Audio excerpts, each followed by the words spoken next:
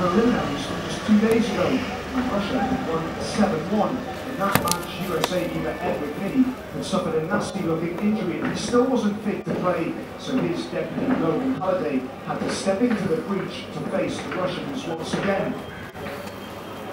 It wasn't long before he was called into action. Edward Nasibulin shooting straight at his chest. Just seconds later, and Halliday was beaten. Igor Orlov hitting the net with just a second shot of the game.